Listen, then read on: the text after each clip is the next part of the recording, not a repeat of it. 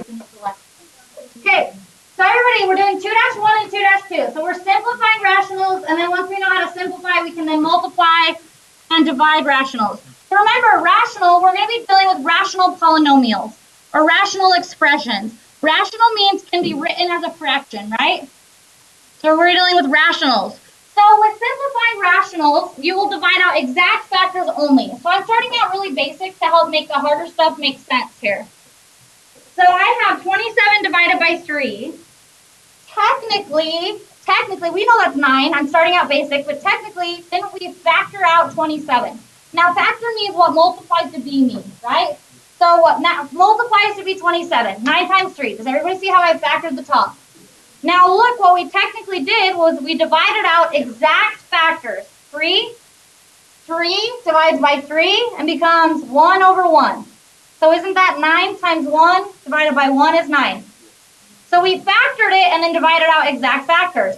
Well, that's how we do all of these. So everybody look at this problem. Here's a rational expression.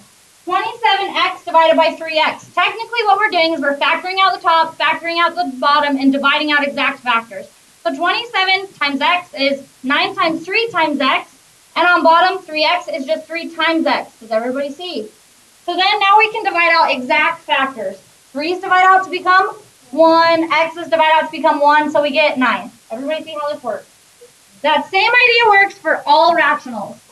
So here is one general rule of thumb. This is where people make errors until they learn this lesson. So here is a general rule of thumb of when you can and when you cannot divide things out. If it's multiplied, you can divide it out. Did you all hear that? If it has an addition or subtraction sign, you cannot divide across an addition or subtraction sign. However, if there's that exact factor on top and bottom, they can divide out. So let me give you some examples here. So you won't probably need to even really take notes because this is just the basics of learning the rules. So we have, looking at this original, 2 times x minus 2. You see how this is multiplication? We can divide things out across multiplication. So then on bottom, we have a 4. Because it's 2 times, we can divide out the 2. So 2 over 4 becomes 1 over 2. So we get this. 1 times x minus 2 is just x minus 2 divided by 2. Does everybody see? Now, like I said, the general rule of thumb, you cannot divide across an addition and subtraction sign. So right here, x minus 2 over 2. Before this lesson, some people go, those divide out. Well, you've just divided across the subtraction sign. You can't do that. X minus 2 is connected. You cannot divide those out. That's what I see people do, and they write the answer x minus 1. That is wrong. Everybody good? So this would be our simplified answer here, x minus 2 over 2. Okay, so I'm going to ask you a question now that you know the rule. 2 minus z divided by z. Can I divide these out and say this is 2 minus 1? No, because you can't divide across subtraction. Everybody see. Okay, this would be a simplified answer. There's nothing more that can happen. Okay, look at this one. We have x minus 2 divided by x minus 2 times 2. So now we have an x minus 2 on top, and don't we have an x minus 2 on bottom? So these divide out to become 1. Now, a common error is people don't write in their ones, and so they'll say, oh, it's just my answer's 2. But it's really 1/2. Everybody good? Okay, let's do some hard ones. Now, before we actually do this, we have to consider the fact that we're dealing with rationals. Now, what that rational expressions? So because we have a variable, we're dealing with variables, we've got to restrict the domain. Because here's one thing to note.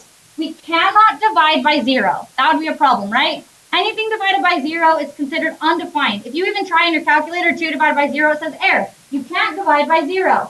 So before we divide anything out, we have to restrict our domain. Now understand, 0 divided by 2 is good. Can't we have a 0 on top? Yeah, 0 divided by 2 is 0. But if we take and we have a 0 on bottom, that's when we get undefined. So everybody look at this, this expression here. Here's my original. X over x times x minus 2. Now, what is going to make the original 0? If I plug in a value for 1, isn't everything good here? If I plug in 1, it's not going to be 0 anywhere. And then I can simplify and get an answer. Well, what values are going to make this undefined? So, yeah, 2 and 0. So didn't we just set these equal to 0 and solve? We set the bottom equal to 0 and solve. So x cannot equal 0. Do you see how 0 times anything would make the bottom 0? And then if I plug in 2, isn't that going to be 0 times x? Which is a problem, right? So x cannot equal 0 and x cannot equal 2. Does everybody see? Okay. So now that we've restricted our domain, now we can divide out exact factors. So what we have is x divided by x times x minus 2. Can't we divide out x and x? Because it's multiplication, so we're good. X over x becomes 1 over 1 times x minus 2. So our final answer, when we simplify this out, is 1 over x minus 2. That is our answer, as long as x does not equal 0 or 2. Okay, so what we're actually doing here, guys, is we're saying if you have this expression and you plug in a value, what's your answer going to simplify to be? So watch what happens here. For example, if I plug in 0, that would be a problem, wouldn't it? If I plug in 1 to the original, what am I going to get? 1 over 1 times 1 minus 2, right? So this is my original, I'm plugging it in. So I get 1 over 1 times negative 1. Isn't that 1 over negative 1? So that equals what? Negative 1. So look, that is truly the same as if we plug it in here.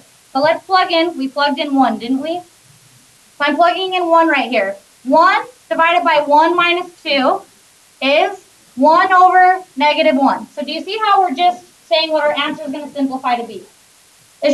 It's not going to be our answer. If we plug in 2, it's not this as our simplified answer. It's undefined. If we plug in 0, it's not this simplified answer.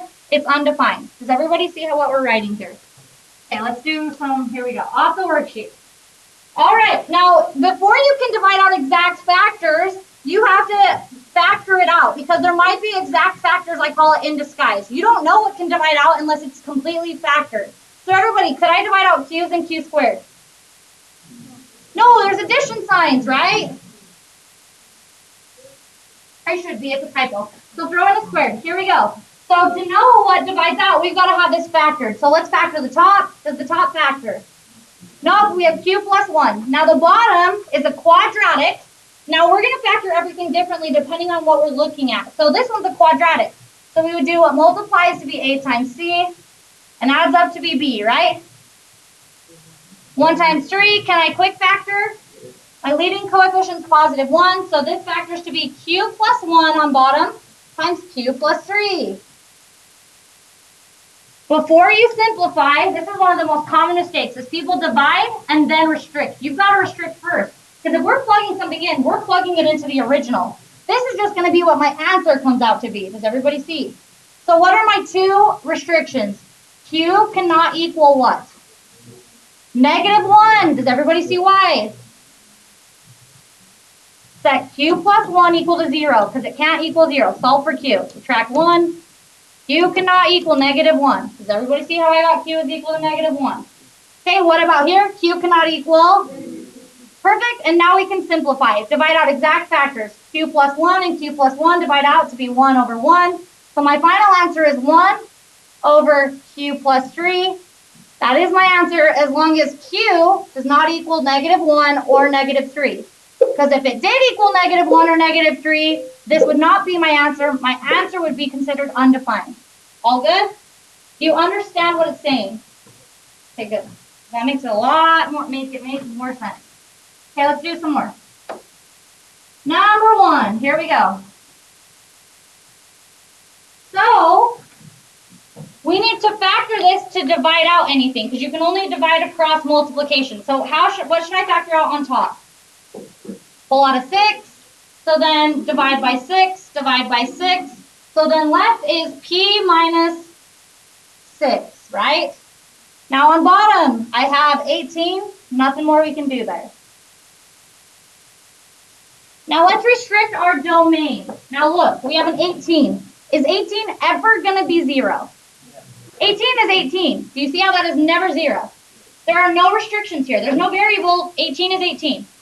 So no restrictions. So now we can divide out exact factors. So we can divide across multiplication. So 1 over 3. So our final answer is 1 times p minus 6. So you'd say p minus 6 all over 3. No restriction. Because 18 is never 0. We're good. All good? Next one. Number 13, here we go. To divide this out, we factor it out completely. So if we want to go back and do this like in how a preschooler might do it, is we could think of this as 8. B to the 5th is B times B times B times B times B. Right? Back to like the preschool version of this. And then 64, B to the 4th is 1, 2, 3, 4. We factored this now. Okay, now what are my restrictions here? You know what a lot of people say? They say negative 64. Well, let's check. 64 times negative 64. Is that 0? We can have a negative on bottom. That doesn't matter. Everybody sees. So that is not the restriction. What's my restriction here? B cannot equal what? 0, because 64 times 0, 0, 0, 0 would be 0. B cannot equal 0. That's the only time that would make the denominator 0. And now we can divide out exact factors. 8 and 64 become 1 over 8. Our b's divide out, our b's divide out, our b's divide out, our b's divide out. What's left? On top, 1 times b is b. On bottom, 8. So we have b over 8 as long as b does not equal 0. Now, once again, I have people say, well, look, that isn't a problem here. But remember, this is our answer. We would have been plugging it in up here. Does that make sense, everyone? Okay, cool. Here we go. Continuing. Number 4. Before today, a lot of people go like this. Oh, x and x squared divide out, and 1's divide out. Do you see how that's a problem? You can't do it across addition and subtraction. So you'd say, oh, I've got to factor this out and only divide out exact factors. So the top, x plus 1, doesn't factor. Now we're factoring a quadratic. What multiplies to be 8 times c, what multiplies to be negative 1, and adds up to be 0. 1 times negative 1, right? Can I quick factor? So we're going to have x plus 1 and x minus 1. Make sure you restrict first. You don't want to miss that on the test.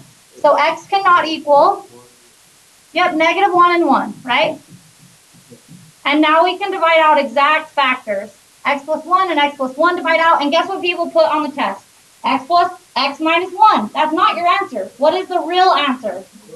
1 over x minus 1. Okay, doing good. We will get harder ones, so we're just starting out with the basics. Number 5. What would you pull out here? 14. Divide by 14. Divide by 14. Left is 4c minus 1. What would I pull out maybe down here? Pull out a 6. I like it. Divide by 6. Divide by 6. What's left? 4c minus 1. All good? Okay, let's restrict. 6. Is 6 ever 0? No. So 6 is no restriction. Everybody get it? What about this piece, though? Could that potentially be 0? So say 4c minus 1 cannot be 0. Solve for c. Add 1. 4c cannot equal 1. Divide by 4. C cannot equal 1/4, right? Okay, there's my restriction. C cannot equal 1/4. If you don't believe me, plug in a 1/4 right here. 24 times the 4th is 6. 6 minus 6 is 0. Okay, and now we'll divide out exact factors. 14 over 6 divides, and they both divide by 2. So isn't that 7 over 3? And don't these divide out? So my answer is 7/3 as long as C does not equal 1/4. Now, once again, you could even see, if I plug in 1, that will simplify to be 1/4. Plug in 2, it simplifies to be 1/4. I mean, sorry, did I say 1/4 twice in a row? If I plug in 1, it's going to simplify to be 7/3. If I plug in 2, it's going to simplify to be 7/3. If I plug in 5/2, it's going to simplify to be 7/3. If I plug in 1/4, it's undefined. Does everybody see? Okay, cool. I think you're getting it then. Okay, let's do 10. So everything's different. We learned how to factor by grouping. If there's 4 terms, don't we factor by grouping? Factor out greatest common factor. Don't we know how to factor sum and difference of 2 perfect cubes? And we know how to factor by use substitution, don't we? So we are going to see all this stuff when we get to harder ones. What kind of factoring is happening here? Pull out what? Yep, so then divide by 7d, divide by 7d. So then left is d squared plus 2. Pull out what here? Pull out a 2d, divide by 2d, divide by 2d, and then left is 3d minus 1. Let's go ahead and make sure, though, does this quadratic keep factoring? What multiplies to be 2 and adds up to be 0? Nothing. So the quadratic doesn't factor more. We're done. We can't not factor this more, right? Okay, let's continue to restrict. So what value right here is going to make this 0? D cannot equal 0 because 2 times 0 is a problem. And then it also can't equal what? 1/3, and let's divide out exact factors. 7 over 2 doesn't divide out. Our d's divide out, and then can these divide out? Can I divide out across addition signs? No, so we're done. So we'd write d squared plus 2 over 3d minus 1. Now you might see your answer like this in factored form, or if it was multiple choice, they might multiply it back in. I prefer you just leave it like this, because why do extra work? Both are considered equally simplified. However, if it was multiple choice, you could see 7d squared plus 14 over 6d minus 2. All good? Pretty easy stuff, right? Okay, awesome. That'll be perfect. So you have 2 minutes to start on the front, and then do 22 through 27 on the back. And I'll let you work on that up to lunch, and then when you get back from lunch, into that for a little while, too.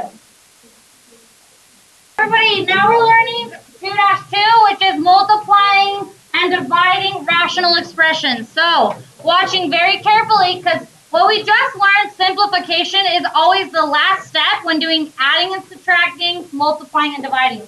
So that will be your last step, simplifying correctly. So watch, because I'm going to make a point so that this makes sense when we get to the harder stuff. So everybody, when multiplying, it's easiest to first divide out exact factors and then multiply. So this is what I mean by that. Everybody watch. There's 2 ways to do 4/5 times 25 halves. Now, when multiplying fractions, we do not need a common denominator. We can multiply straight across. So let me show you way number 1, the bad way. You should all be watching because I'm trying to make a point of what's going to make sense to you. So we could multiply 4 times 25, couldn't we? Yeah. That would be 100. And then multiply the bottom. 5 times 2 is 10. Now, isn't that nice and big and kind of ugly? 100 is pretty big versus this, isn't it? So now what would I do here? Now that I've multiplied it together, wouldn't I just refactor it? Wouldn't I refactor it to be 10 times 10? Everybody? And then on bottom we would have, okay, so then now that I've refactored it, what is 10? Isn't that 2 times 5 and 2 times 5? So why put it together and make it 100 when I'm just going to refactor it back out? Do you see what I'm saying? Or not quite yet? Okay, well, I'll keep making my point then. And on bottom, now we have 5 times 2.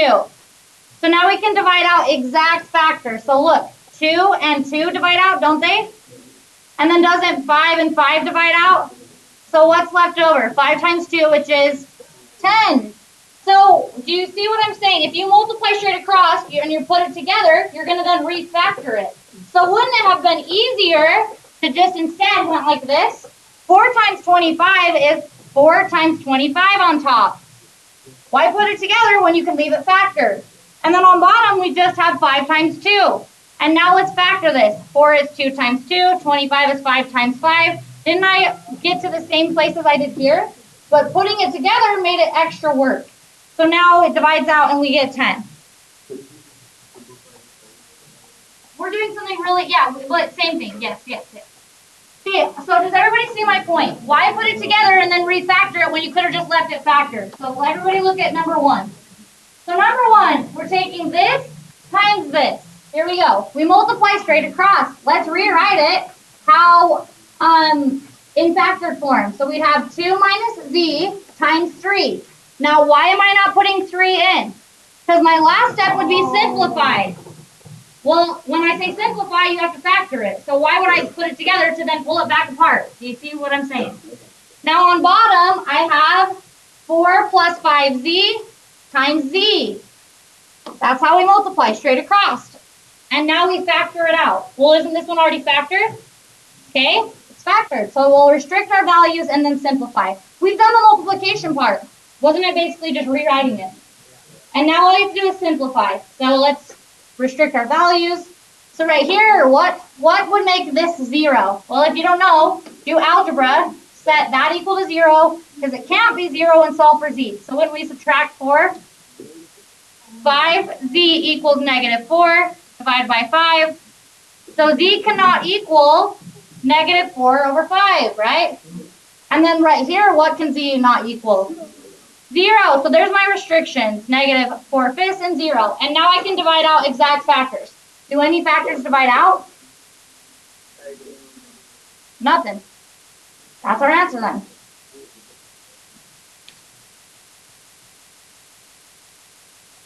Okay. Here we go. Let's do number 3. So once again, when multiplying fractions, you multiply straight across. So don't we really just have 5w minus 25 times w? And on bottom, I have 5w minus 10 times w squared minus 25. Now, if you start multiplying this out, then your last step would be to factor it. So why multiply it out? Don't. Let's look here and say, that's my answer. Now I need to simplify it. So we would factor it all out here. So let's factor out the top completely. What can we pull out? So we'll pull out a 5, divide by 5, divide by 5. Left in my parentheses is w minus 5, and then don't I have times w? On bottom, let's factor out this. What should I pull out? 5, divide by 5, divide by 5. Left is w. And then how would I factor this one?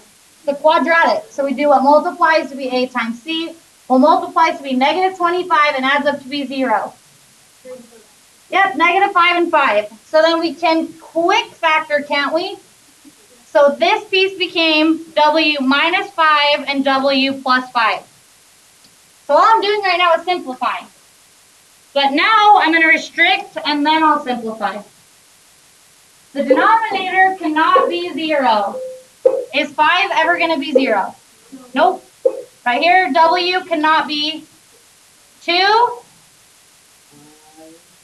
5, -5. There's my restrictions, and now I can divide out exact factors. We have a 5 on top that divides out with a 5 on bottom. W minus 5 and W minus 5. W, any other W's? Nope, haven't I divided out everything then? So my final answer would be on top was a W, on bottom was W minus 2 times W plus 5. Now why multiply this out when we could leave our answer in factored form? Why do extra work? Good? Perfect. Awesome. Okay, let's do another one. Number 4.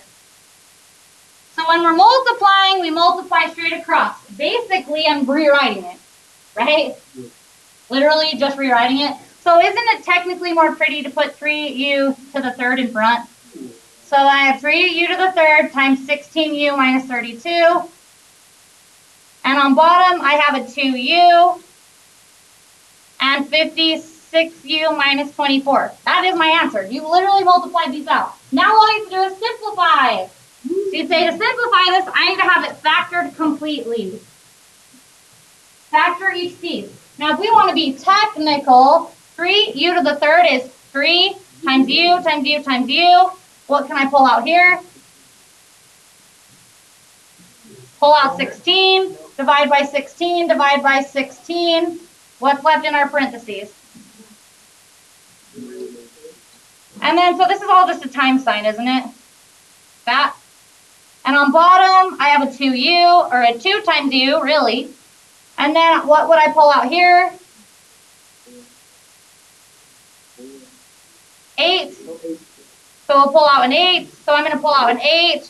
What's left? Divide by 8, divide by 8. So then left is, how can I factor this completely? Okay, let's make our restrictions. So let's look here. Is 2 ever going to be 0? Nope. Is u going to be 0? U cannot be 0. That would be bad. 2 times 0 is bad news. 0. And then 0 times 8 is 0. So do you see how 8 is not going to have a problem? Just 0. Okay, perfect. And my other restriction comes from here. So you can also not equal 3/7. Is everybody getting pretty good at seeing that without having to do the algebra? Okay. On the test, though, I highly recommend just going off and making sure you do it because you don't want to mess up. Okay, now we can divide out exact factors. We have a 3 on top, anything that divides with 3 on bottom. Nope, we have a u on top. What about a u on bottom? Well, if a u, no other use, so those are still there. What about 16? I can divide by 2. Okay, that's fine with me. So that would become a 1. This would become a what? 8. Now check again. 8 and 8. Don't those divide out? Why not? Multiplication. Okay. Yes, they divide out, right? Because technically, think about what you had on bottom. What's 2 times 8? 16. You see what I'm saying? Okay. So 8's divided out to be 1. And then look, u minus 2 and 7u minus 3. Nothing else. So what was left on top? A 3 and a u times a u, right? 3u squared and u minus 2. And on bottom, what was left? Yep. Awesome. Not really any different than simplifying. Pretty much the exact same thing. Okay. Okay, let's do number 9. Here we go. Multiplying fractions. This one always throws people off, but it shouldn't. Isn't this just technically divided by 1? So multiplying straight across, we just have 12v squared plus 18v minus 84 times v all over 1 times 4v cubed minus 49v. See, that's my answer, but now I got to simplify my answer. So to simplify my answer, I don't know what's going to divide out unless I have it factored. So let's factor this. Now let's do this the smartest way possible. What can I pull out from the get-go here? A 6. So we'll pull out a 6, divide by 6, divide by 6, divide by 6. Left in our parentheses is 2v squared plus 3v's minus 14. And then don't I still have this v? Now let's keep looking though. That's our top, right? I'm going to continue factoring the top if possible. Isn't this quadratic? We better check. What multiplies to be a times c? What multiplies to be negative 28, a times c, and adds up to be b, 7 times 4, right? Negative 4. Very good. That works. Now, don't quick factor because your leading term is not a 1. So we're going to drop and break. So very quickly here, we have 2v squared, negative 14, right? And then don't we rewrite that as those two things? But with these. Now I'm going to strategically put 4 first because order doesn't matter. So negative 4v plus 7v. And then I group, right? So what do I pull out here? A 2v. So then what's left in my parentheses? v minus 2. We should be way quick at factoring. Pull out positive 7. Divide by 7, divide by 7. v minus 2. So I did it right because my safe haven's the same. So don't I pull that out? I pull out v minus 2 and left is 2v plus 7, right? So that was just this piece. So don't I still have a 6 and a v? Okay, now I factored the top completely. Is anyone confused? Now let's factor the bottom. So I'll do the bottom over on this side. So what would we pull out to begin with? V. So then divide by v, and left is 4v squared minus 49, right? Now let's pretend you did not remember how to factor this the quicker way with the trick. And you would do what multiplies to be a times c. What is 4 times negative 49, someone? Thanks, I always know I can count on you. What multiplies to be negative 196 and adds up to be 0. And then couldn't I drop and break? Everybody, doesn't that always work for quadratics? Yeah. However, if you can remember back to last year, I'm not going to teach you this. If you don't know how to do it already, then long factor. But reminder, you can do, this is 2 perfect squares. And it's the difference of 2 perfect squares. So this is going to factor to be, if you square root the front thing, you get a 2v. Square root the back thing, you get a 7. Middle terms cancel out, don't they? Conjugates have middle terms that cancel out. We need our middle term to cancel out. So this will literally factor to be 2v minus 7 times 2v plus 7. You see how that really works? So then what we have on bottom was a v on the outside, and then we had our 2v plus 7 and 2v minus 7. If you needed to long factor that, you would have got the same answer, I promise. Which is fine if you need to. I'm just not going to spend more time going over that. Okay, now let's restrict. V cannot be 0 or negative 7 halves or 7 halves. And now we'll divide out exact factors. 6 on top, anything on bottom. V minus 2, nope. 2v plus 7 and 2v plus 7, right? V and V. So my answer is 6 times v minus 2 divided by 2v minus 7. Are you guys good to practice a few of those? Okay, sweet. Okay, do the front of 2-2, ready, go. Back up here, number 14. We know how to multiply rational expressions. Now this is how you divide. So everybody listen to the saying. Dividing fractions is easy as pie. You flip the second fraction and you multiply. So here we go. Dividing fractions is easy as pie. You flip the second fraction and then you simply multiply. So this is the same thing as writing this as 5y plus 7 divided by 3y plus 19. Flip the second, that would put y minus 6 on top, and on bottom 5y plus 7. And now all we're doing is multiplying. Yes. Yeah, so now we will simplify. That's our answer technically, and now we need to simplify it. So here we go. So don't we know that this is anyone bothered by the fact that I'm saying we could just put parentheses around this and extend our line? Same thing as rewriting it, right? Okay. Now that's the same thing. Here we go. So let's divide out our restricted values. Let's state our restricted values. Y cannot equal negative 19/3, right? Or negative 7/5. Does everybody see why? And now we'll divide out exact values. So answer y minus 6 over 3y plus 19. Not any harder than multiplication because it is multiplication.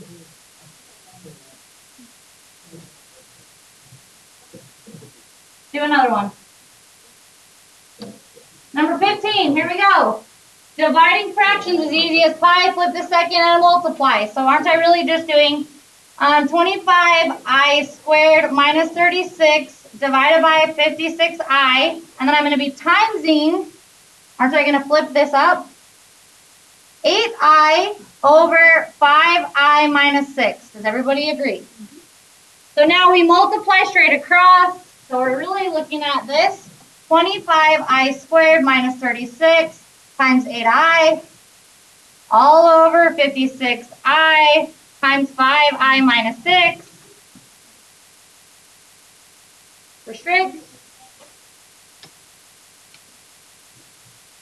So let's see if you can restrict this correct. Should I say negative 56? No, negative 56 times 56 is negative something, and that's fine. It's 0. I cannot be 0 or 6/5. Now let's do, well, before we divide this out, we got to factor it. Isn't this a quadratic? We could do what multiplies VA times C and adds up to VB and drop and break, but they're perfect squares, so if you know the trick, square root the front thing, I get 5i, square root the back thing, I get 6. The conjugates help the middle term cancel out, so this factors to be 5i minus 6 and 5i plus 6, so that became that. And we still have times 8i. And on bottom, it was factored. I really suggest rewriting it because what happens is a lot of times when people just try to rewrite it, they miss things. So we have our 56i times 5i minus 6. And now I can go ahead and divide these out. We already restricted. Okay, let's divide these out. Ding, ding. Nothing divides out with 5i plus 6, but 8 and 56 divide out, don't they? 1 over 7. And then my i's divide out completely. So left on top was 5i plus 6. And on bottom was just a 7. Did I miss anything? Okay.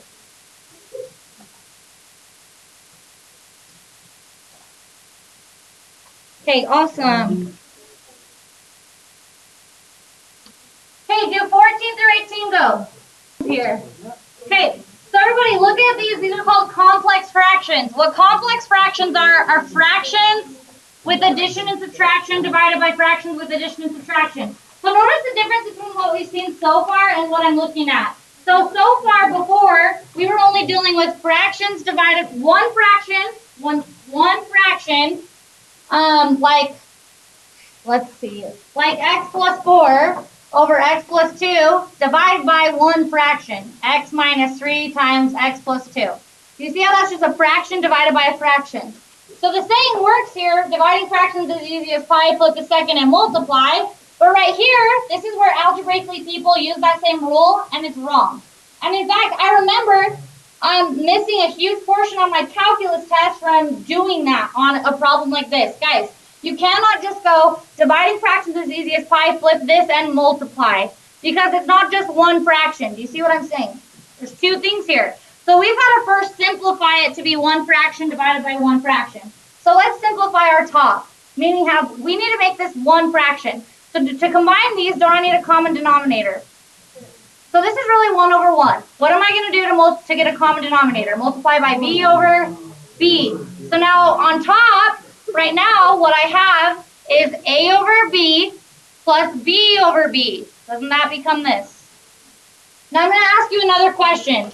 Is a different question. What's 1 half plus 2 halves? How many halves do I have? 3 halves. So you didn't add up this, did you? You shouldn't. Does everybody agree? Well, then what would my top simplify to be? Now, because I have a common denominator, I can put it together. So don't I have a plus b over b?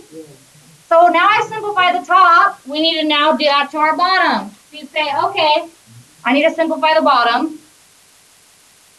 So we need a common denominator. So this is 3 over 1. So when we multiply by b over b, so this became x over b plus 3b over b. And now because they have a common denominator, I can put them together. So I have x plus 3b over b. Does everybody see? So now it would be appropriate to say we're doing this divided by this. So now you can, because you just have a fraction divided by a fraction, dividing fractions as easy as pi, flip the second and multiply. Yep. Okay, everybody good? So now dividing fractions easy as pi, flip the second and multiply, so that's what I'm doing. So now can't I look at this as a plus b times b over b times x plus 3b. Divide out exact factors. We're not asked to restrict right here. However, we could, but let's just not restrict. B's divide out. So isn't my answer a plus b over x plus 3b? Boom. Yes.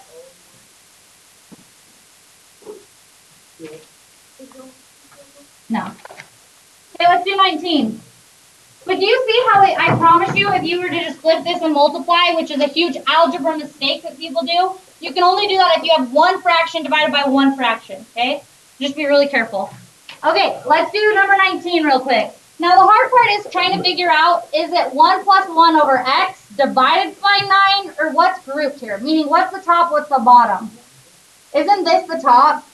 That's always the most confusing part for people, is to know what's grouped, because it will change your answer.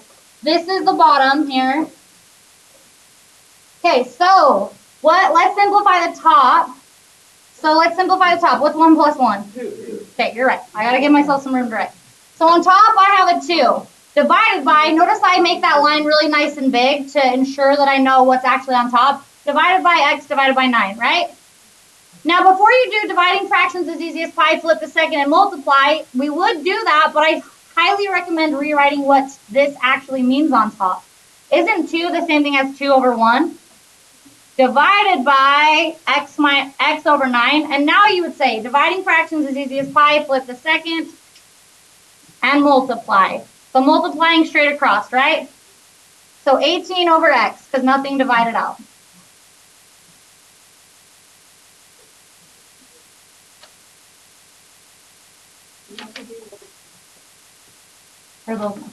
All the others, yes.